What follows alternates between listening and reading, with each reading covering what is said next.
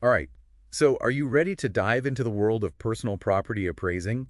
We're going to help you get ready for that interview using two great resources: a career guide to help you understand the field, and an interview guide packed with questions you might get asked. It's a really interesting field. I bet. You get to uncover the stories behind all kinds of objects. Like what?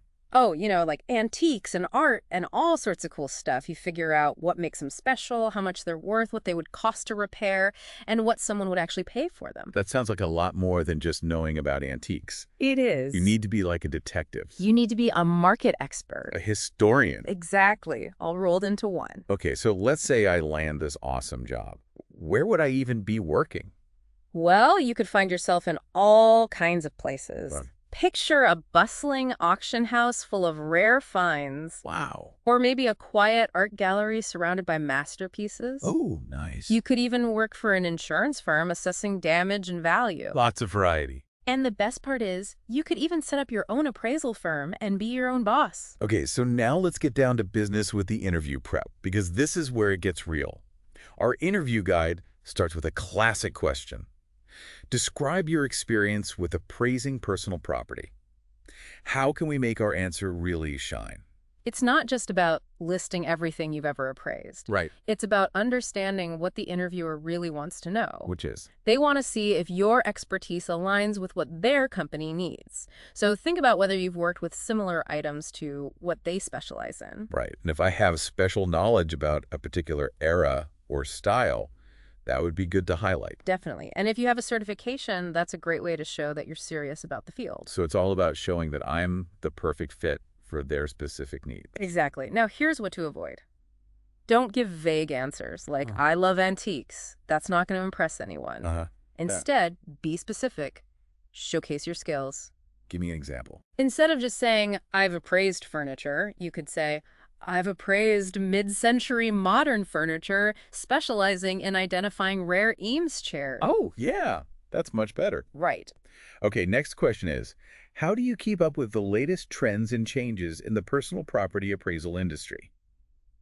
It seems like they're trying to figure out if I'm really committed to this field. That's exactly it. So how do I show them that I'm not just keeping up, but actively seeking out new knowledge? Be specific. You keep saying that. I know, but it's important. Instead of saying, I read about it online, mention specific publications or organizations you follow. Right. So instead of, oh, I read about it online, I could say, like, I subscribe to the Appraisal Journal. Perfect. Or maybe you attended a recent conference on art forgery, or took a course on a specific appraisal technique. It shows I'm serious about my professional development. Exactly. And it avoids that, oh, I just Google stuff vibe. Definitely.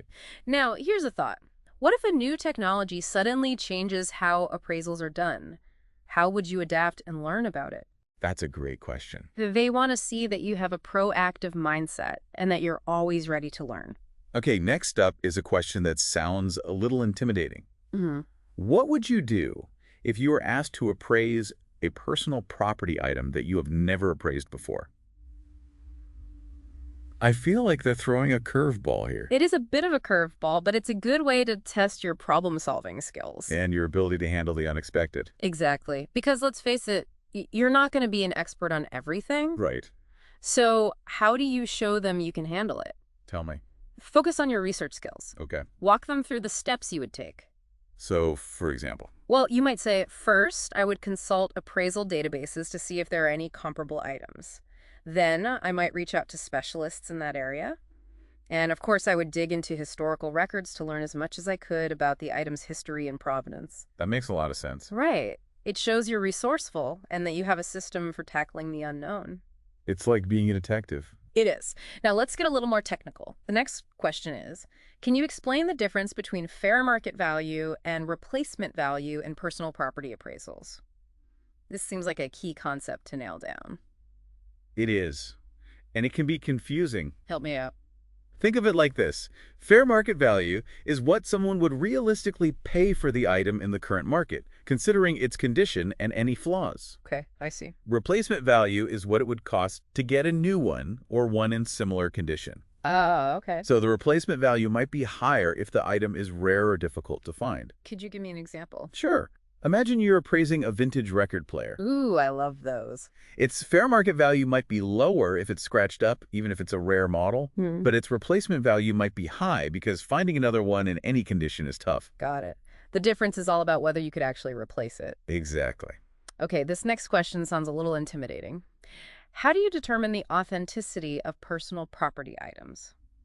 It seems like they want to make sure I know my stuff. They do, and this is where your expertise really shines. So what's the best approach? Don't just say, I have a good eye. Right. Talk about specific authentication methods. Like what? Maybe you analyze the materials and construction techniques, Okay. or you look for signatures or markings. What else? You might even trace the item's history to see if it aligns with what's known about that type of object. Wow, it's like a real detective game. It is. And the more specific you can be about the techniques you know, the better. Give me an example. If you're comfortable authenticating antique furniture, you could talk about how you'd examine joinery techniques or wood types to determine its age and origin. That's super helpful. Right. Okay, now before we jump into the next question, I want to highlight something that can really make your prep easier. RoleCatcher's AI features. Oh yeah, those are great. They can really supercharge your preparation. Totally. One of the coolest things is that RoleCatcher's AI can help you tailor your resume to this specific job description. So it helps you highlight the skills this employer is looking for. Exactly. It helps you weave those skills seamlessly into your application. That's amazing. It's like having a personal career coach right in your pocket. It is. And RoleCatcher also gives you AI-powered feedback on your practice interview answers. Wait, really? Yeah, it's like having a mock interview, but with personalized tips to make sure you're hitting all the right notes. Wow, that's incredible. Okay, we still have a lot more questions to unpack, so let's get back to it. Okay, so are you ready for some more interview questions? Hit me. All right, this one is a bit tricky. How do you handle conflicts of interest in personal property appraisals? What do you think they're really getting at here? I think it's all about integrity, Exactly. making sure you're being honest and unbiased. Right. So think about it. What if you're asked to appraise something for a friend or family member? Ooh, yeah, that's a tough one. Or maybe you own a similar item and could potentially benefit from a higher appraisal. Those are conflicts of interest. And you need to be upfront about them. Absolutely. Honesty is the best policy. So how should I answer this question? Explain how you would handle potential conflicts. Okay.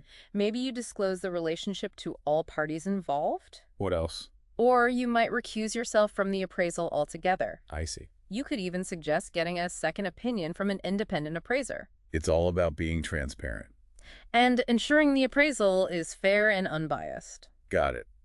Okay, let's move on to the next question.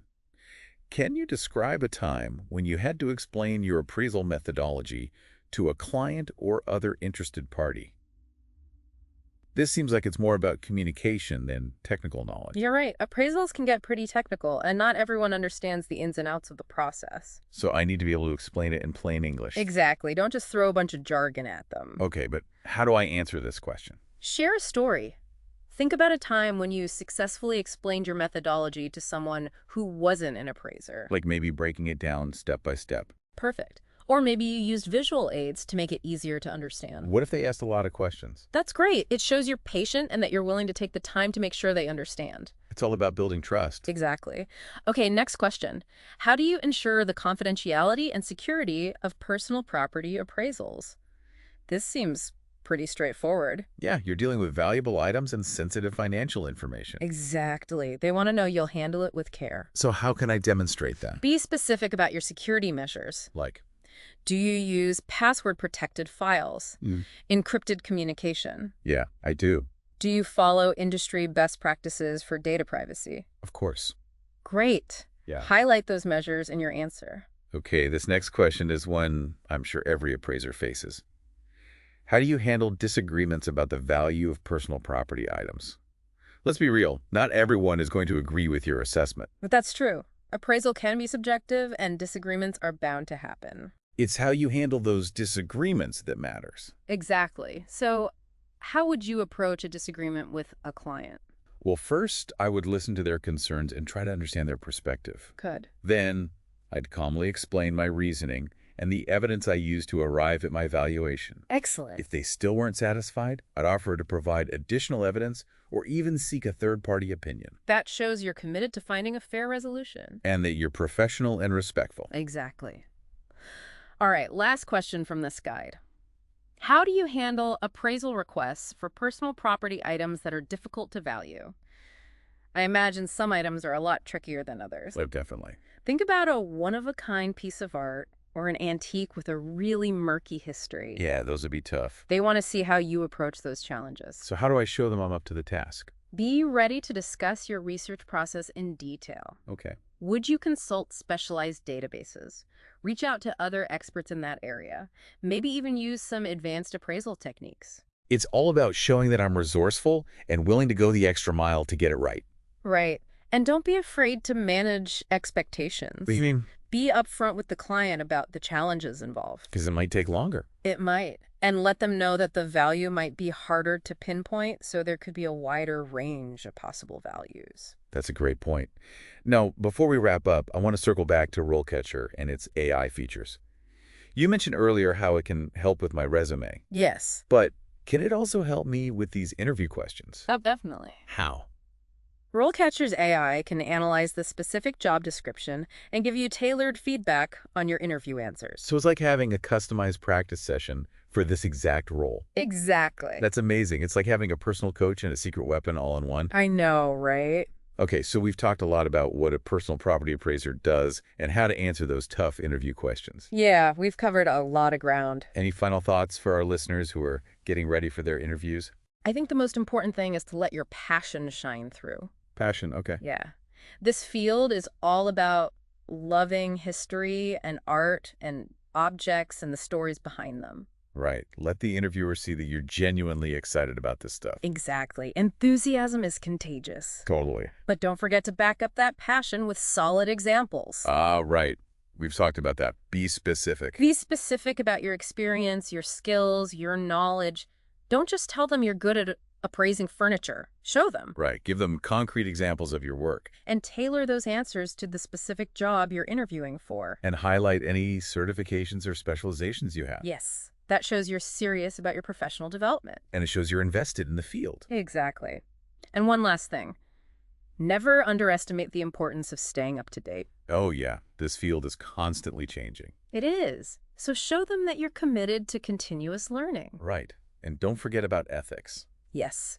Maintaining those high professional standards is crucial. Okay, now before we say goodbye, I want to leave our listeners with one final thought to ponder. Think about this. What kind of objects are you most drawn to? Interesting question.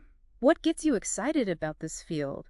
Is it antique furniture, fine art, vintage jewelry? Let that passion guide you as you prepare for your interview. Right. It's not just about finding a job. It's about finding a career you love. Exactly. And remember, RoleCatcher is there to help you every step of the way. From crafting that perfect resume to practicing those interview answers, their AI-powered tools can give you a real edge. So go out there, be confident, be prepared, and most importantly, let that passion shine. We're rooting for you. Best of luck. And that's a wrap on our deep dive into the world of personal property appraisal. Until next time, keep exploring, keep learning, and keep diving deep.